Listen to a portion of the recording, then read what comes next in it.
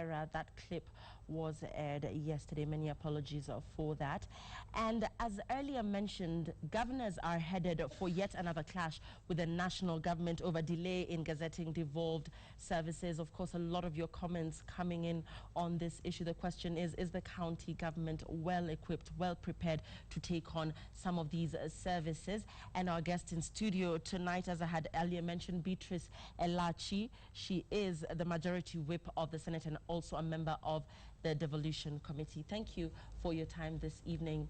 Let's begin with how important it is to gazette these functions. Already a lot of confusion rising over the fact that nothing has really happened. We have a 6-day delay as we speak. Thank you, Molly. First of all, I think we need to get the misconception a bit right, because I think the Constitution is very clear. And I think when we finished the elections and we had the county governments coming in, definitely most of the functions that they need to work on were already devolved. I know the issue of gazettement is an issue with the transitional authority, but at the same time we need to ask ourselves as Kenyans, and this is one of the challenges we face today, that when we look at how the county governments are, and the work that the Transitional Authority was supposed to do, to audit and tell Kenyans whether, first, they have capacity, and I believe they don't have capacity at the moment. Therefore, it will be very difficult to say, let us just devolve everything as we are rushing. We are going to find ourselves in a serious mess, and you can see that also in how they've just done the budgets. It means they also don't even understand what functions or what priorities will they put first for them to move. Yeah. And you touched on the Transitional Authority, and let's touch on the fact that they submitted the relevant documents to the AG about 2 weeks ago, or at least that's what they've communicated to the governors, and yet we're seeing a delay here. Could this have something to do with perhaps the fact that some counties have not listed their functions, or what are your views on this? One of the things I think is that they have not listed their functions well. And therefore, while we want to really gazette as government and ensure that they move on, we need also to ask ourselves, seeing what has just happened in the budget process, and you'd see some of the counties even went to midnight to beat the deadline. It means, therefore, they were not also well prepared, and it means also, you see, when the county started also, we've started on a sled where even the whole constitution process in terms of bringing in the appropriate gender that is supposed to run even those county governments has not been right up to date.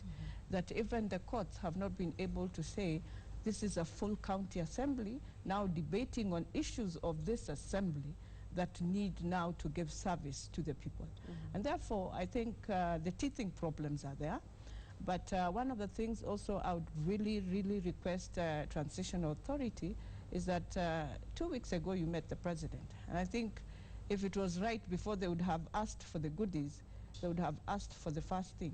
When are you gazetting what we need to function, or how do you see us move on as you are supposed as national government to gazette the functions? But at the same time, when the Constitution says we have two governments, and it's clear what the county governments are supposed to do, then it is the responsibility of the governor to ensure what I'm supposed to do is this. Therefore, the itemized budget is this, and our priorities in our county are this. Yeah. There has been talk of a clash between the national government and the county government, one feeling that the other is really infringing on the role of the other. Yes. And particularly in this case, one would then ask, is this a deliberate situation that is being created perhaps by forces that have been seen to be a threat to devolution? Well, I would say maybe, because when you see how the Senate has been pushing for the agenda, and some of the things that we were trying to push is to look at legislation clearly. And maybe now where we are finding such delays is that if we started on a sled of arguing and throwing roles to each other and asking who is supposed to do this and this, I think what we need to ask ourselves as Parliament is, what do we want to do for Kenyans?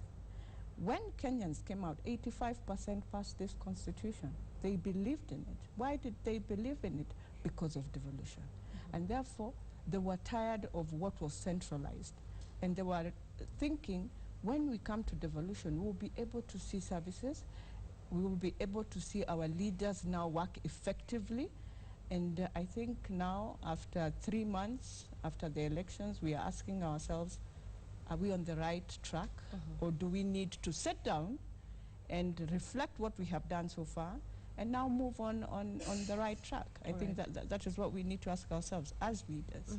And I like that you've touched on the way forward, but still on the way forward, perhaps seeing that there is now a bit of a lull, a bit of a stalemate as regards continuity in provision of services at county level. What is the way forward at county level? The budgets have been prepared.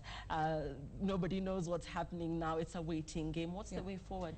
I think the way forward is very clear. The moment they present their budgets, and I hope their budgets will be appropriate to be passed by the government, and especially and I hope the governors know very well that there's a system of management in terms of monies in government.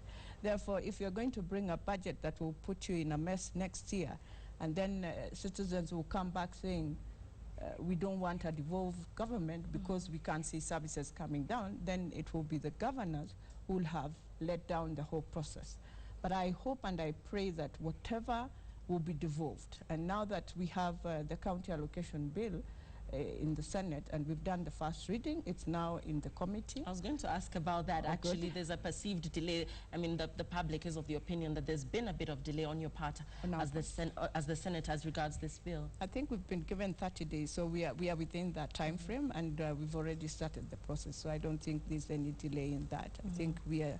What we are also trying to do is to ensure also whatever is in the court comes out and doesn't affect us also in the whole process. So the public should bear with us on that.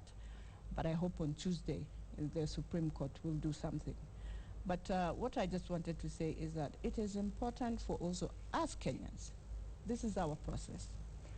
And we need to manage the process in a way knowing it's a new process. Right. We have those who would wish not to have a devolved system. But we have the president and his deputy who are committed, and therefore we need to support them. I would wish Anne now to take lead as the cabinet secretary of devolution. She now needs to take lead in the whole process because she's the advisor now to the president in terms of what should happen in devolution and what it needs to be done by the governors and by the county governments. So if she does that, it will be the best way in terms of moving. And she needs to do that through the Senate. Because the Senate is there to help them in legislation, to help them in the oversight, to help even on how now the budgets have been done. I think the Senate is, we are now changing our standing orders, trying to amend them so that we are able to also see in terms of budgets, what have you budgeted for? So that when you bring it to the national government, you don't have issues. You're not queried. Why have you budgeted for entertainment at this level? Where is your development plan and all that? All right. Yeah. Thank you very much, Beatrice. Thank you very much. Elachi-Majority Whip of the Senate, also a member of the Devolution Committee with us in studio tonight. Time now for us to take a short break. Don't go far. Wahiga Mora is next with the day's sports. We believe they are doable, and we are resolved as the Transition Authority to work with both levels of government to ensure that such transfer will not seriously affect the provision of services. The world's first World Health Organization fully recommended mosquito nets, now available in a baby cot size to protect your precious little ones. Oliset Classic, available in all leading supermarkets.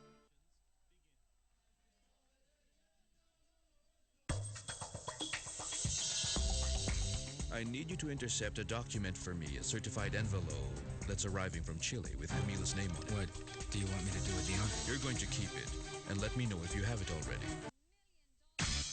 Start with a snap. Miss World Kenya, one crown, one winner. Join the exciting search to find the girl with the looks, the sophistication, and the personality to become the new Miss World Kenya. Follow the exciting journey by watching Citizen TV at 9:45 this Saturday. Miss World Kenya 2013, presented to you by Snap, the fruit-flavored alcoholic drink.